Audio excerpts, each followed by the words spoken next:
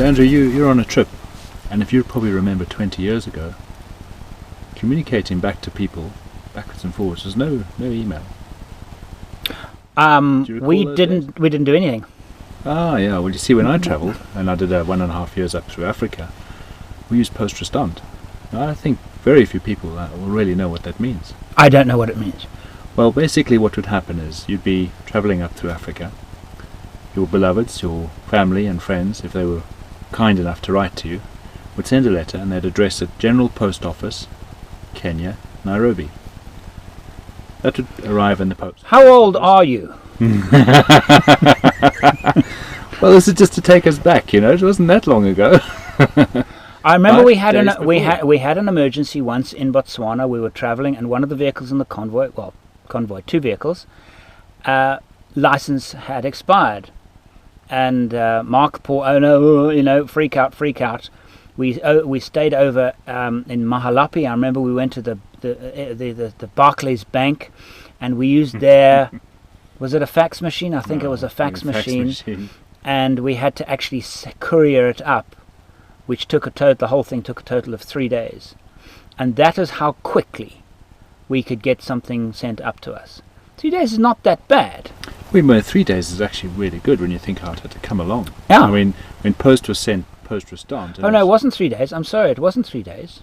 It was 23 days, because we got a fax, and the policeman said, "That's right, we got a fax," and the policeman said, "Stick this on your windscreen."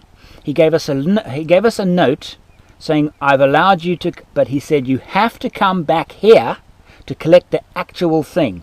And it took 23 days. We actually extended our holiday, if I remember correctly, to get back, so it arrived, yeah. Isn't it amazing how things can happen? I mean, I can recall standing in long queues at that general post office. It would be the main post office in any city. And you go to the counter and you go, here for post restant. They pull out this big box and peel through all the letters. And if you were lucky enough, someone had written you a letter, and there it would be, and you get your letter. And so it really... Things have changed so dramatically from when we travelled all those years ago, and we're not all that old. But today we have such luxury with how we can communicate.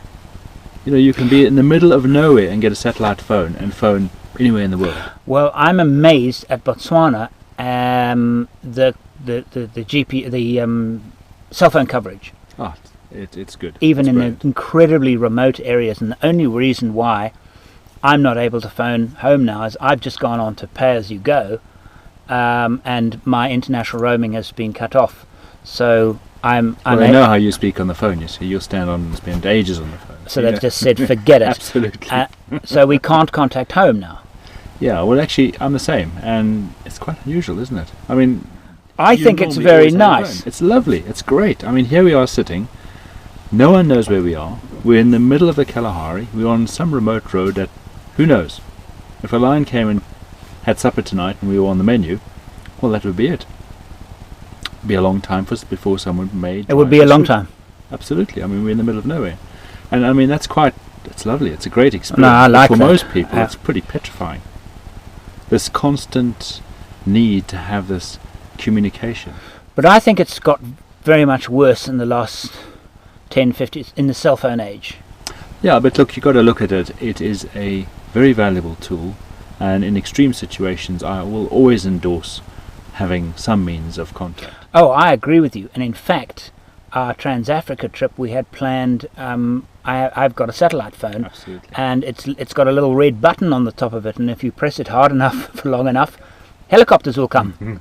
You pay. You do, absolutely. But there they are some will come. great devices like that. One of them is called the Spot, and that's a great little device.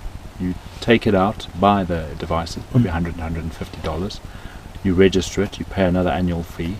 You can press a button, and what it'll do is email mum and friends and family, whoever you designate, and it'll say, I'm okay, open up Google Earth, and you'll be able to see exactly where I pressed the button. And equally, if I had a problem, I could, like you say, press another button. They have them on boats. So, we could be in the middle of nowhere, and we could have a problem, and we could get some help. And that's just incredible. Satellite based, obviously. Absolutely. It has to be. And I mean, that technology has given, it's almost made travel far safer.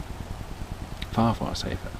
But in some situations, it's sad that people have to have a need to have their cell phone on to be able to be reachable in a place like this.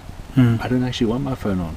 No, it's actually nice. It's actually I feel that I feel bad for the people at home, because I know that they would like to know that I was okay, and I'd Absolutely.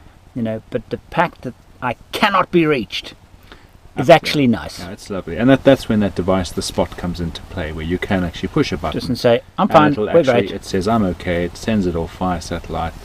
It comes into someone's email box. And it's actually a great, great compromise in that situation. Oh, I like that idea. So I've always made that a very, very high priority with people. Vehicle communication between vehicles in a convoy crossing borders.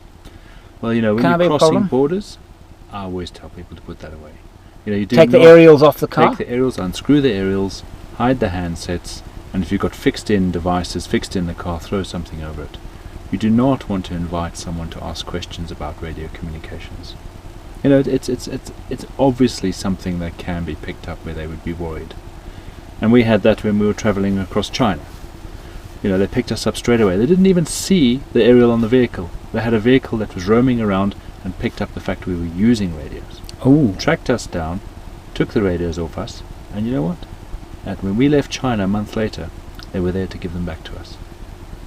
What an amazing situation. Wow, I incredible. was really impressed. I mean, what an incredible country. Were you in the country with the radios illegally? Were they illegal in the country? Well, we'd actually asked for permission to take the radios in, and I think through all the documentation and all the channels, it just took longer than we could really wait. So we went in.